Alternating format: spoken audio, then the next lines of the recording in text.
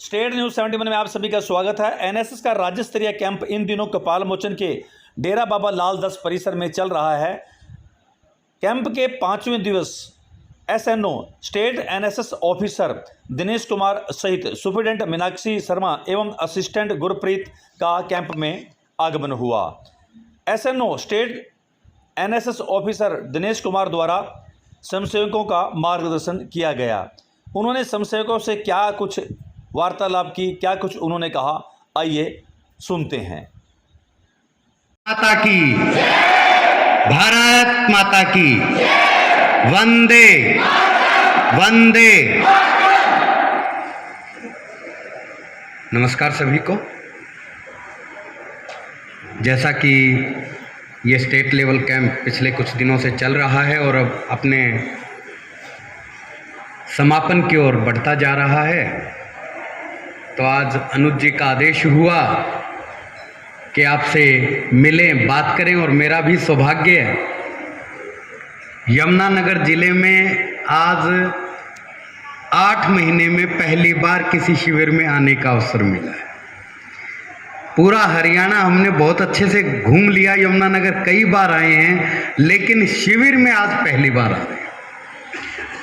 तो इस शिविर में आपसे मिलने का अवसर देने के लिए बहुत बहुत आभार व्यक्त करता हूं यमुनानगर के जिला कोऑर्डिनेटर श्रीमान अनुज जी का, और उन्हीं के साथ यहाँ पर आप लोगों के लिए दिन रात कार्यरत योगेश जी, नेत्रपाल जी, संजीव जी, सतपाल जी, मनदीप जी, भारत भूषण जी, राजवीर जी, अनिल जी, ओम प्रकाश जी, राम नरेश जी, मीना जी, शरीता जी, जसमिंदर जी, नीलम जी, कृष्णा जी और पॉलिटेक्निक दामला से पधारी रीचा जी व अन्य स्टाफ सदस्य।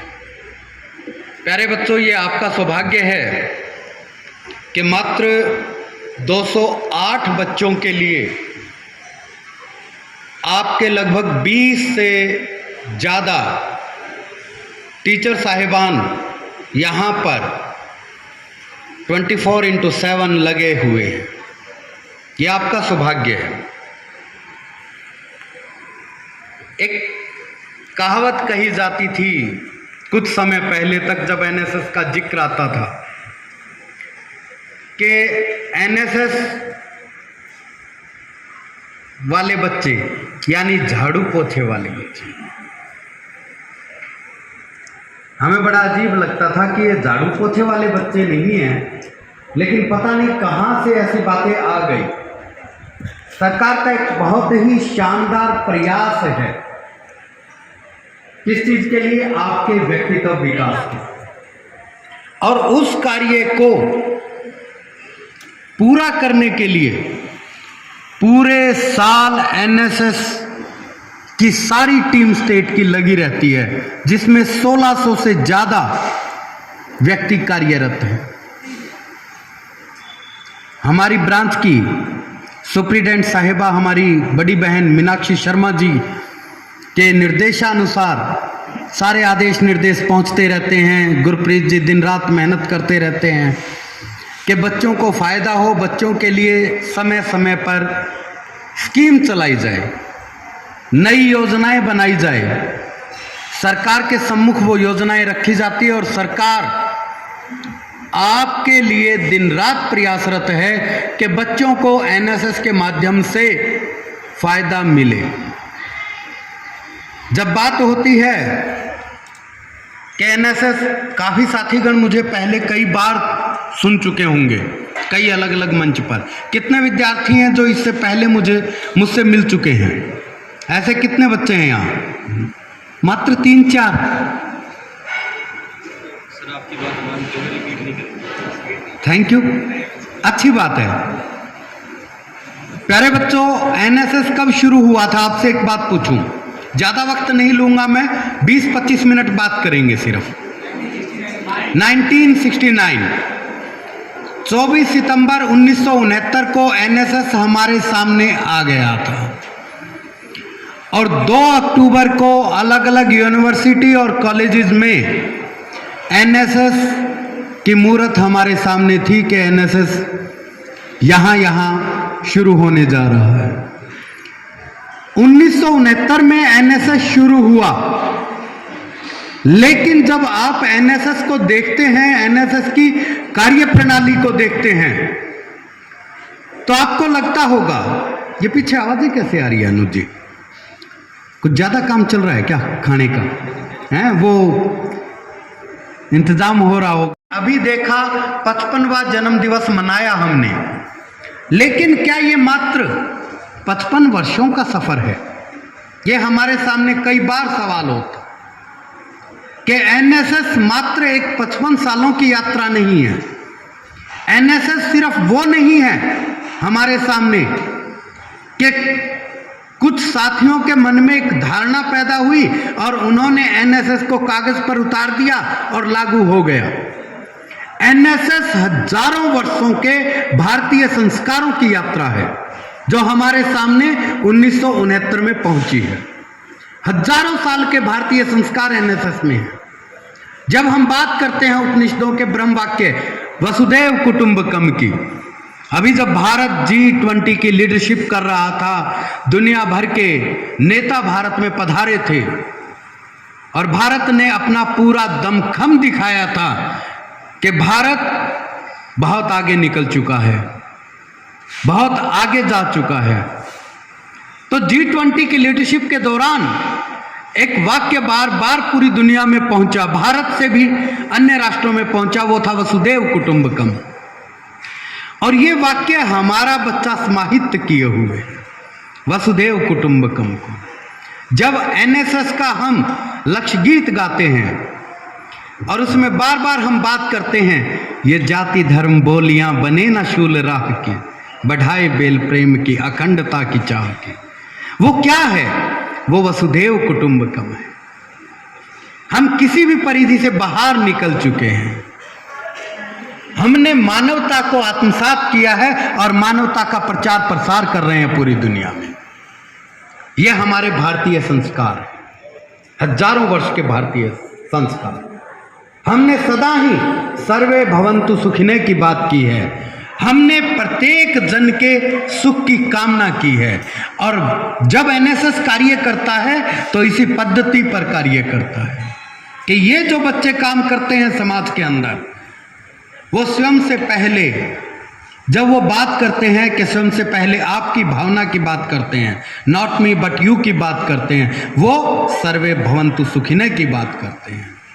ये वही बच्चे हैं एनएसएस के, वही क्षमता है आपकी कि जब लोग कोरोना जैसी महामारी की वजह से घरों में दुबके पड़े थे, तब सड़कों के ऊपर समाज को जागृत करने का बीड़ा, मास्क देने का बीड़ा, प्रवासी मजदूरों को वापस भेजने का बीड़ा, राशन वितरित करने का बीड़ा एनएसएस के स्वयंसेवकों ने उठाया था और आपने बहुत शानदार कार्य किया था। जब बात होती है रक्तदान की कि कहीं भी रक्त की कमी हो, एनएसएस के बच्चों को याद किया जाता है कि भैया आइए रक्तदान कीजिए। और अभी पूरे हरियाणा के अंदर पिछले 2 महीने में लगभग 2 लाख पौधे लगाकर एनएसएस ने अपनी क्षमता को साबित किया है कि हम सब कुछ कर सकते हैं। ऐसा कोई कार्य नहीं है जो एनएसएस नहीं कर सकता।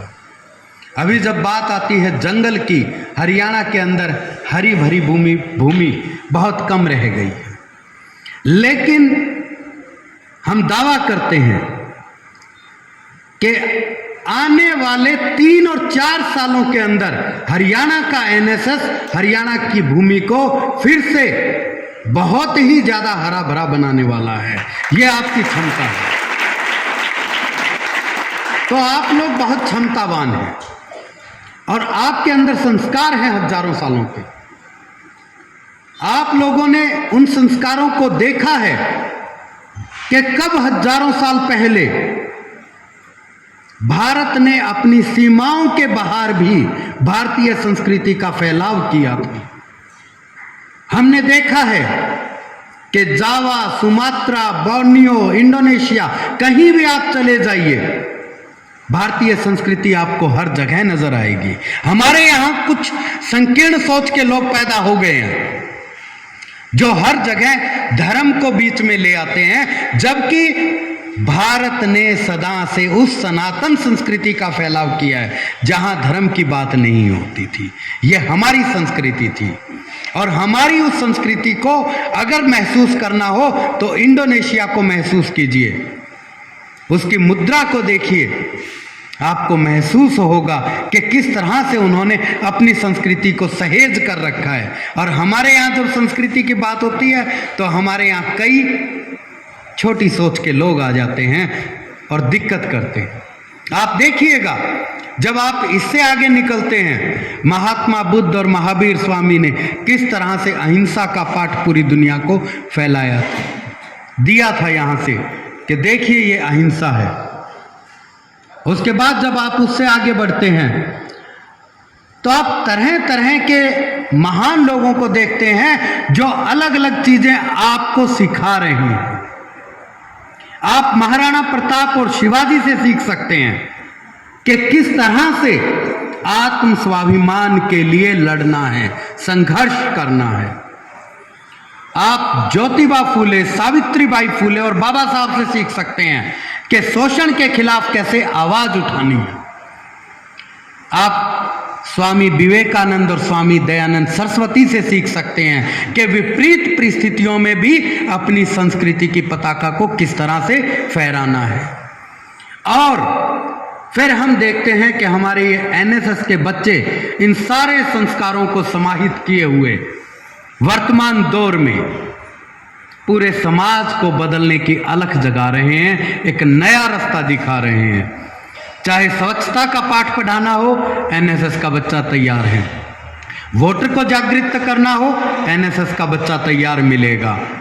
या कोई भी अन्य ऐसी चीज जिसको हमें समाज को सिखाना है, एनएसएस का बच्चा हर जगह तैयार मिलता है। तो ये प्यारे बच्चों, आपका सौभाग्य है कि आप एनएसएस के स्वयंसेवक हैं। और उसके बाद जब हम उससे आगे बढ़ते हैं, झाड़ू और पोछे वाली जो एनएसएस है ना, वो नहीं रह गई है। झाड़ू और पोछा जो है वो सिंबलाइज रूप से था, वो ये बताने के लिए था, झाड़ू और पोछा। प्यारे बच्चों, पीछे कुछ मैडम आ रही है, आप जगह दे दीजिए, थोड़ा साइड में हो जाइए। समस्याओं को देखते हुए अपने व्यक्तित्व का भी विकास करना है। आपको पता है ये किस लेवल का कैंप है जिसमें आप भाग ले रहे हैं? स्टेट लेवल का कैंप। यह हरियाणा सरकार के उच्चतर शिक्षा विभाग के द्वारा प्रायोजित है। हरियाणा सरकार आपके लिए, आपकी विभिन्न गतिविधियों के लिए प्रति वर्ष करोड़ों रुपया लगाती है और इसी तरह से केंद्र सरकार भी करोड़ों रुपया आपके लिए लगाती है कि हमारे बच्चे सीखें। आप जिस वक्त 200 से ज़्यादा स्वयंसेवक यहाँ बैठे हैं, आपको ये जानकर हैरानी होगी कि आप ही के लगभग 50 से ज़्यादा साथी इस वक्त धर्मशाला के ठंडे मौसम में, ठंडी वादियों में एडवेंचर एक्टिविटीज़ में भाग ले रहे हैं। और